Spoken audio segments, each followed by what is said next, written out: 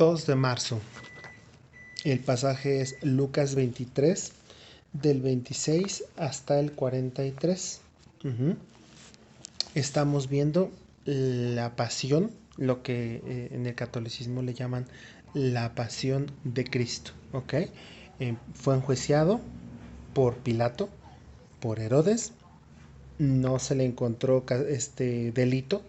Sin embargo, los fariseos y los saduceos de Jerusalén estaban pidiendo que se matara a través de la crucifixión a Jesús y pidieron la liberación de un asesino y un revoltoso, Barrabás. ¿Ok? Continuamos. Y llevándole, tomaron a cierto Simón de Cirene, que venía del campo, y le pusieron encima la cruz para que la llevase tras Jesús.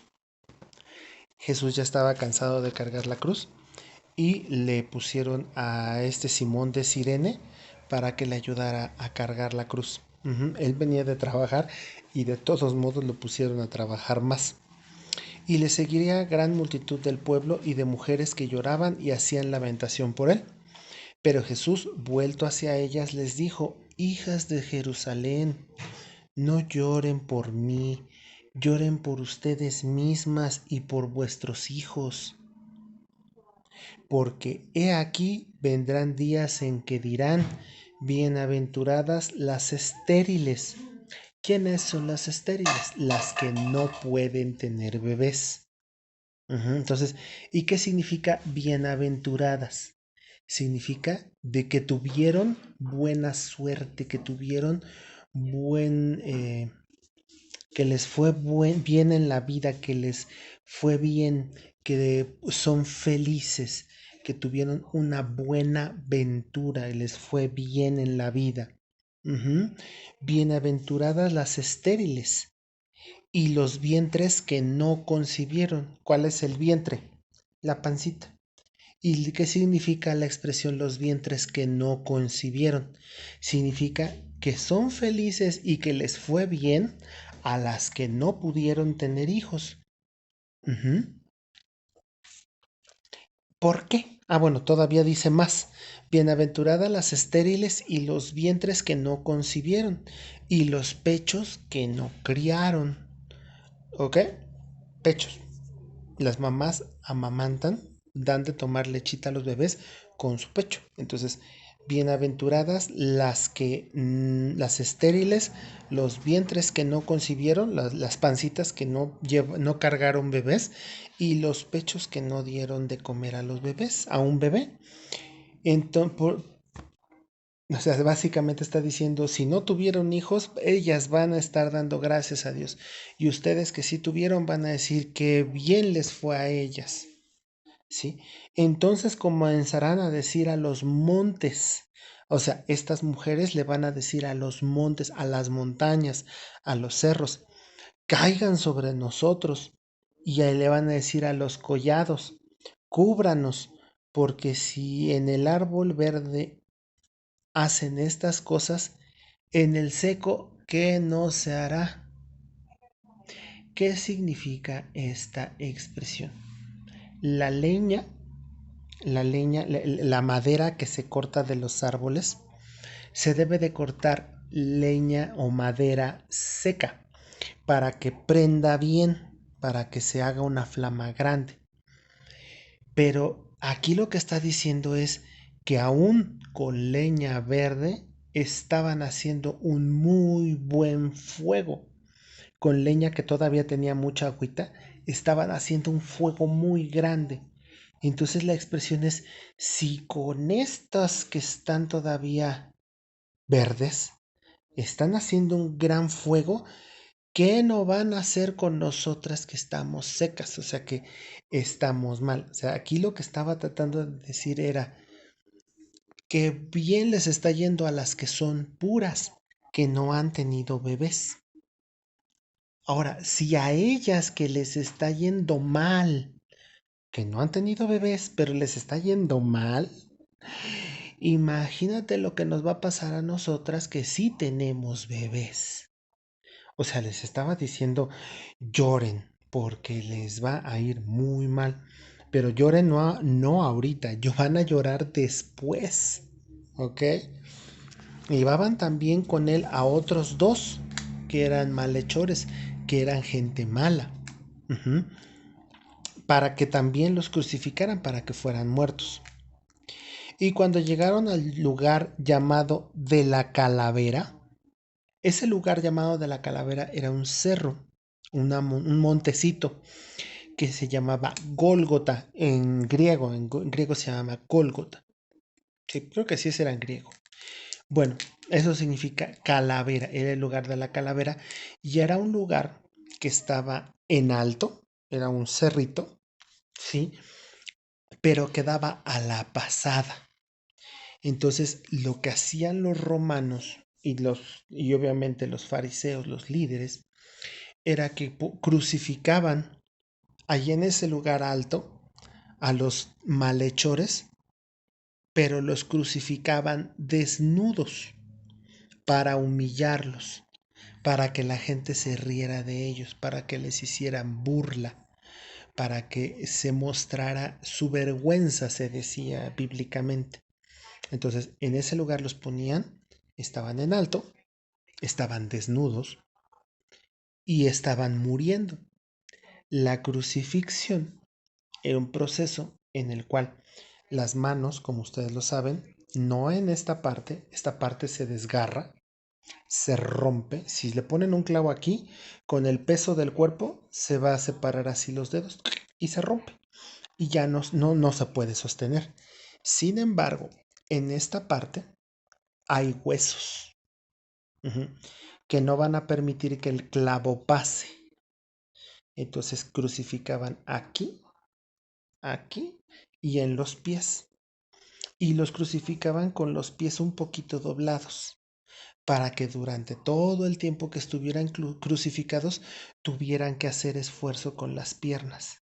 Llegaba un momento en el que se cansaban y entonces los brazos se subían y les costaba trabajo respirar porque estaban con los brazos así y entonces empezaban a morirse de a poco. Para no morirse, se levantaban con las piernas y hacían fuerza. Entonces era un cansancio y otra vez dejaban de respirar y otra vez se volvían a levantar. Y otra vez dejaban de respirar y otra vez se volvían a levantar. Ujú. Todo el tiempo tenían que estar así. Entonces llegaba un punto en el que ya el cansancio era tanto que ya no se levantaban. Y entonces empezaban a dejar de respirar y se empezaban a morir. Ujú. Ahora, dice, cuando llegaron al lugar llamado de la calavera, le crucificaron ahí y a los malhechores uno a la derecha y uno a la izquierda. Ujú. Y Jesús decía, Padre, le hablaba al Padre, a Dios en el cielo. Decía, Padre, perdónalos. ¿Por quién decía? ¿Por los ladrones o por los que lo estaban crucificando? Decía por los que lo estaban crucificando, no por los ladrones, por los malhechores que estaban a su lado, por ellos no decía, lo decía por los que lo estaban crucificando, por los líderes fariseos y los líderes saduceos, ajá, que eran los líderes religiosos, era como si fueran los pastores de aquella época. Ujú. Entonces decía, Padre, perdónalos porque no saben lo que hacen. Ujú. Entonces, sí, dice después la Biblia en el versículo 34, y repartieron entre sí sus vestidos echando suertes. ¿Qué significa? Que Jesús traía la ropa que le había puesto Herodes. Era una ropa lujosa, era una ropa cara. Bueno, pues los soldados romanos lo que hacían era que le quitaron la túnica, le quitaron toda la ropa y la pusieron en el suelo. Y entonces sacaron unos dados o unas monedas, no dice la Biblia que sacaron, pero decía que echaban suertes. Entonces podía haber sido una moneda, águila o sol, o podía ser un dado, donde, pues el que tire más grande es el que se lo lleva. Y entonces echaban suertes sobre de las prendas de la ropa. y el que ganaba se llevaba esa prenda. Ujú. Y el pueblo estaba mirando, y aún los gobernantes se burlaban de él. Otra vez, los ponían en un lugar alto y los ponían desnudos, y la gente pasaba por el camino y se burlaba de ellos. ¿Mm? Entonces pasaban los gobernantes y se burlaban de Jesús. Diciendo, decían los gobernantes, a otro salvó, sálvese a sí mismo. Si este es el Cristo, el escogido de Dios, que se salve a sí mismo. Ujú. Los soldados también se burlaban de él, acercándose y presentándole vinagre. ¿Cómo que le presentaban el vinagre?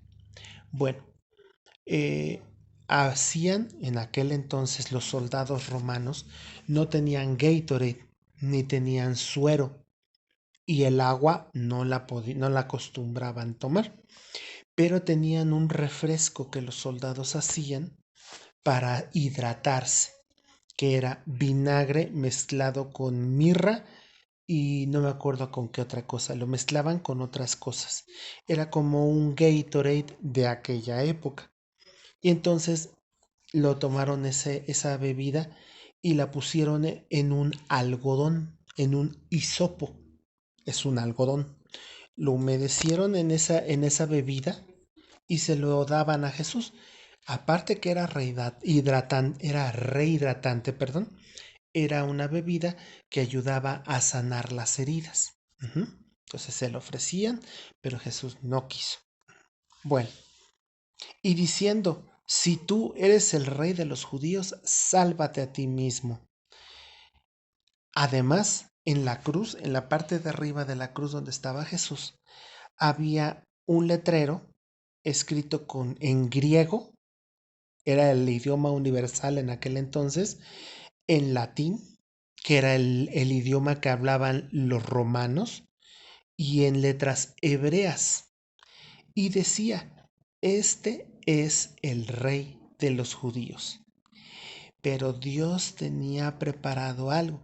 Ahí, en ese letrero, en las letras de este mensaje en el hebreo antiguo, se formaba el tetragramatón. Yud, Het, Hei, no, Yud, Het, Bab, Hei.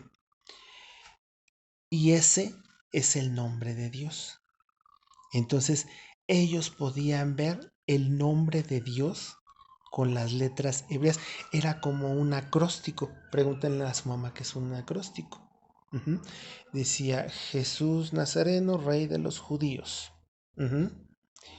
En latín era Iesus Nazarenus Rex Judareum. En, en griego, en griego no me lo sé. Y y en hebreo las letras formaban ese acróstico, el tetragramatón, que es el nombre de Dios. YHWH en español. ¿Ok? Uno de los malhechores que estaban colgados le injuriaba, o sea, lo ofendía, decía cosas de él, decía mentiras de él, diciendo, si tú eres el Cristo, sálvate a ti mismo y sálvanos a nosotros. Y el otro malhechor le respondía diciendo, ¿ni aún temes tú a Dios estando en esta misma condenación? Nosotros a la verdad justamente padecemos, porque recibimos lo que merecieron nuestros actos, nuestros hechos. Mas este, refiriéndose a Jesús, ningún mal hizo. Y le dijo a Jesús, el malhechor le dijo a Jesús, acuérdate de mí cuando vengas en tu reino. Entonces Jesús le dijo, de cierto te digo que estarás conmigo en el paraíso. ¿Vale? Hasta ahí terminamos el día 2.